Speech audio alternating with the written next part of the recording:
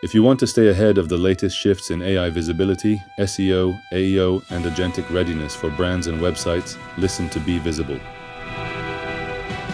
You know, I was looking at some traffic logs last week and it really hit me. People are completely changing how they buy things online. A buyer today will go into ChatGPT or Claude or Perplexity and they will ask for a comparison of 5 different SaaS platforms, get a detailed feature breakdown, evaluate pricing, and literally make a purchasing decision right there inside the chat window.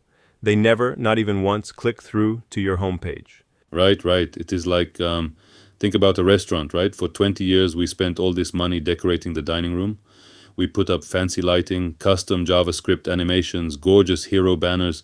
But when an AI crawler like GPT-bot or Claude-bot comes to your site, it is not sitting down in the dining room to look at the wallpaper. It just wants to read the printed menu. And if your menu is buried under 10 layers of heavy page builder bloat like Elementor or Divi code, the crawler just gets frustrated and walks away. Yeah, exactly. That is where we have to reframe how we build for the web entirely. You are not just building for one visitor anymore. You are actually building for 3 completely different audiences at the exact same time. First, you still have the human who wants visual reassurance and branding when they do land on the page. Second, you have the machine interpreter, the LLM that needs clean markdown and structured schema markup to digest what you do. And third, now we have autonomous agents, software that is actually trying to complete a task, like booking a demo or checking inventory on your site. And that second audience, the machine, that is where people are getting crushed right now. When I look at WordPress setups, so many sites are serving megabytes of useless HTML template tags and div wrappers. Every single piece of junk code adds to the token tax that large language models have to pay just to parse your content. If you strip away that visual noise and serve clean, structured text, you reduce the work the LLM has to do to retrieve your information.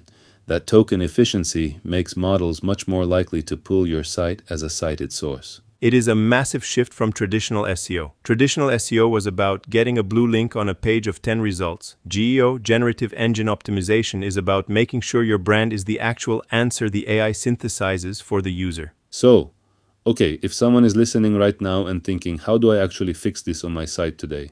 Where do they start? The absolute baseline, step number 1, go check your robots.txt file right now. You would be shocked how many sites are accidentally blocking GPTbot, Claudebot, Google Extended, or Perplexitybot. If your security plugin or your hosting default blocks those bots, you are literally invisible to AI engines. You do not even exist in their world. That is the foundation, and right on top of that is schema markup. Schema is basically the ID badge your content wears for AI.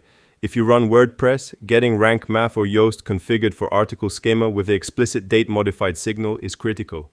That modified date tells the model your information is fresh and maintained. An FAQ schema, FAQ schema is the absolute goldmine for GEO.